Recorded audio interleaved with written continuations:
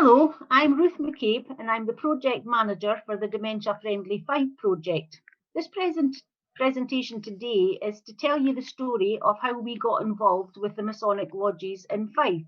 And I'm joined on screen today by Stewart Quigley, who's the Provisional Grand Master for the Lodges in Fife, and Gerald King, who is a Mason and who has also been an exceptional friend to the Dementia Friendly Fife project. So the story basically starts when I met Gerry, quite unexpectedly, quite by chance.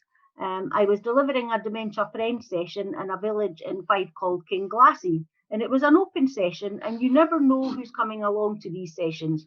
So this particular one was aimed more at young people, but Gerry pitched up with his wife and 2 kids. And unbeknown to me at that point, Gerry had a diagnosis of dementia. So we delivered the session, and during the session, Gerry told us that he had dementia. So he shared a bit about his experiences, which I have to say was exceptionally helpful, particularly for the young people who really didn't kind of know an awful lot about dementia. But having someone in their audience who was living with it made it all really real to them, and it all became very true.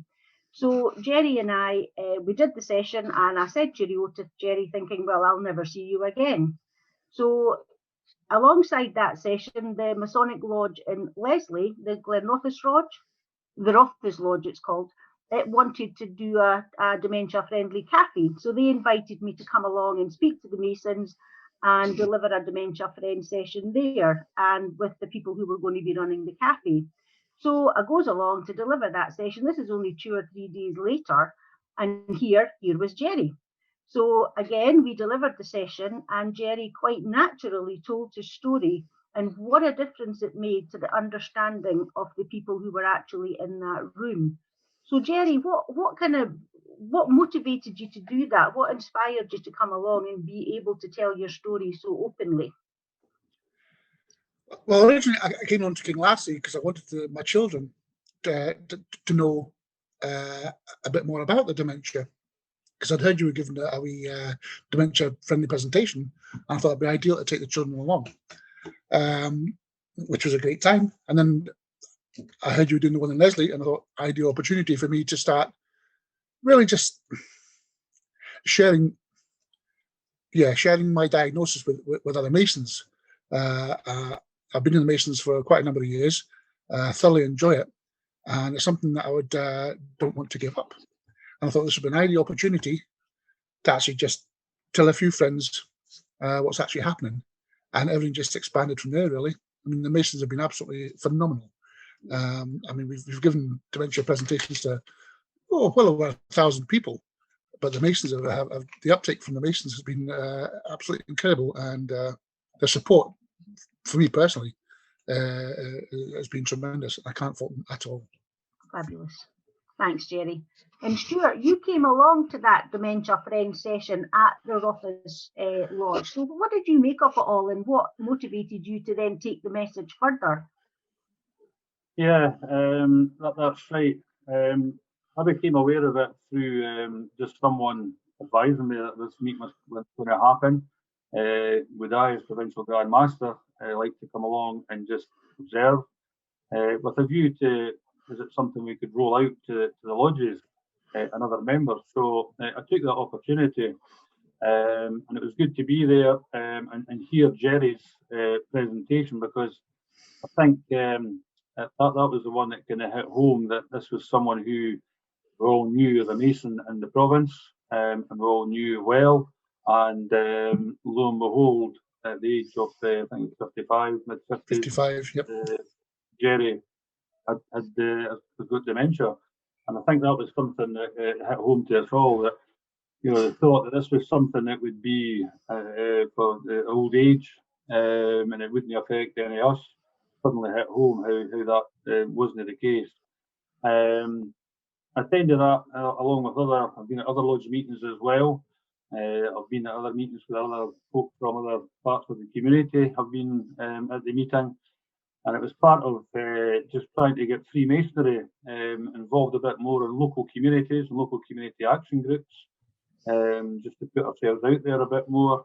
So I thought it's a great opportunity for not only doing that, but also to spread out this word of the dementia, and something that I knew very little about, and I knew members of the lodges knew very little about. But as we moved on through our journey, and then became aware that there was a lot of people who had a lot of stories about dementia, relatives, friends, and we've since found out, Gerry, who knows about dementia, but another couple of brethren in our travels have come forward and have since been diagnosed with dementia, so we're helping those brethren as well. So it's been a great journey from there.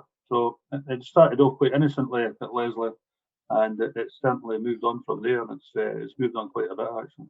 Yeah, and over we were actually quite active for the best part of a year.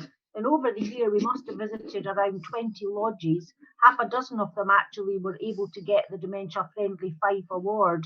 And we've turned at least 200 Masons into dementia friends. Now, I think the key thing about the Masons is that they're all men.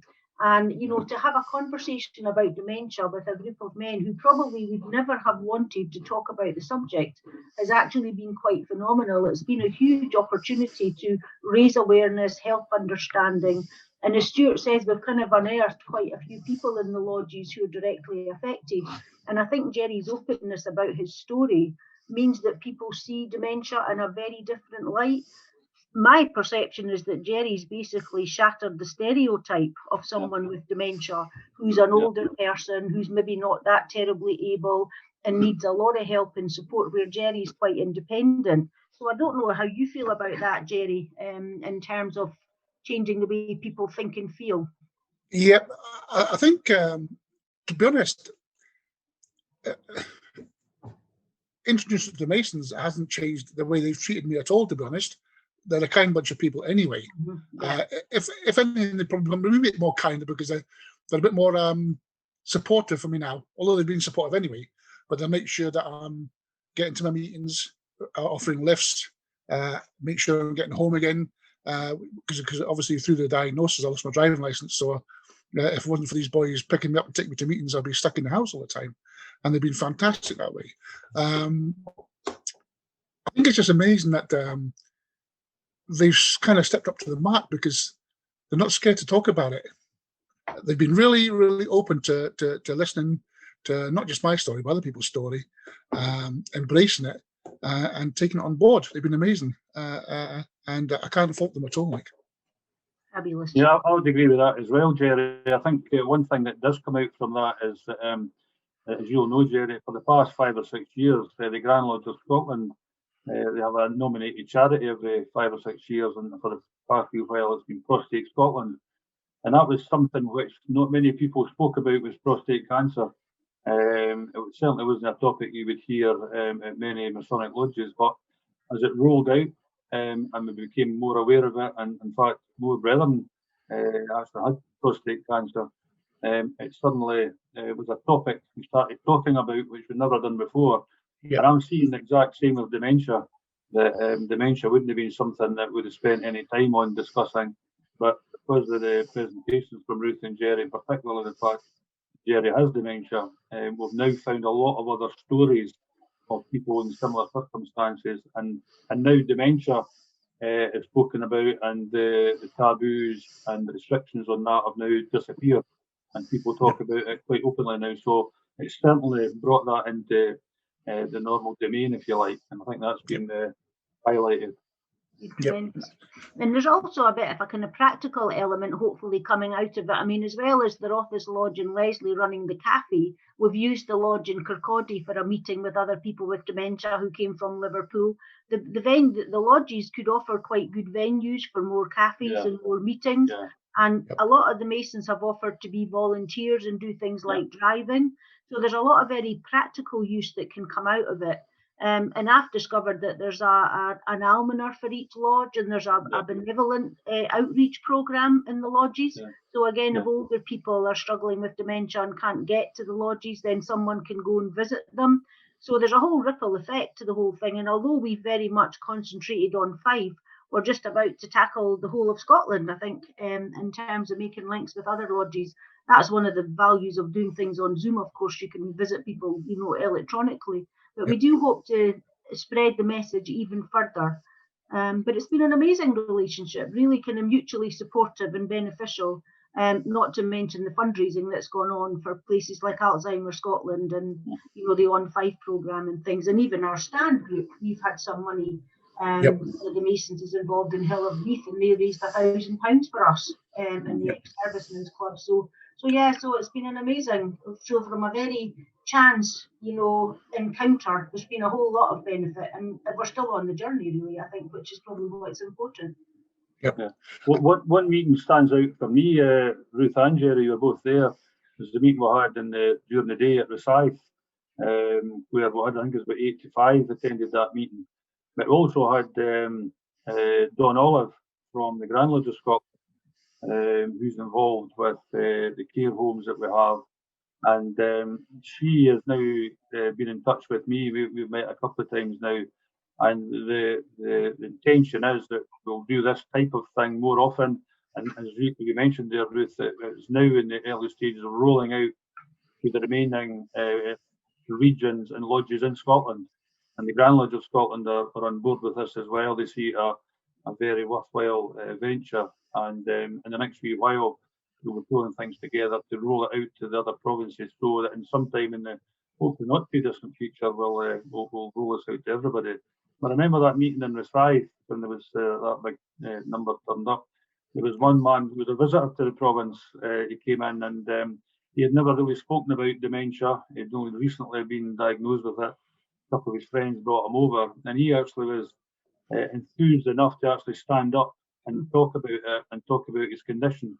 And afterwards, he said he would never have done that normally with anyone, but he had enough enthusiasm to do that in front of all his friends and brethren that he stood up and done that. And he felt so much better that he knew there was people out there that could help him now. And I've spoken to him since, and he still remembers that day. I still remembers how it actually helped and changed his outlook on the whole dementia world. Yep. I would give you a talk there, Stuart. You took the words right out of my mouth. Out of all the meetings that Ruth and I have done, the Ross Hythe one probably sticks out as one of the most amazing ones I've experienced. There's been others, but Ross Hythe is the one that sticks out the most. Just sitting there having a conversation with Ruth in front of all those guys, like 80-odd people, and that gentleman was standing up. It was amazing, and you could have heard a pin drop. And the attentiveness of all these people, and not one of them was sitting there chatting away with each other. Everyone was just totally fixated on what was being said, and it was quite an amazing experience. Yeah. So a chance encounter led to all this, which is marvellous. So thank you both. Yeah, pleasure, absolute pleasure. It's a pleasure to be involved in it. And as we move on, as you mentioned, Ruth, something I'm going to certainly ensure that we make available. Our lodges are sitting during the day empty, and I've spoken to people at all the lodges to say if we get an inquiry from the dementia group that we should try our best to accommodate, and rather than lodge being empty, let it be used for groups who can meet on the dementia world to help things go forward. So we're certainly pushing that forward in the next few while. Brilliant. Thank you, Stuart. Yeah. So I think what we've done is we've shattered the stereotype, and we've kind of made a huge difference. And that's all you can ask for, really, just to raise awareness and help people understand it a wee bit more. And as I say, the work is ongoing. So I think probably one of the things to end on is to see how valuable it is to support people in being able to tell their story. There's no doubt that a real person living with dementia saying how it feels just makes such an impact. And I know that, Gerry, that's made a huge difference to you. It's given you quite a lot of purpose and things, hasn't it?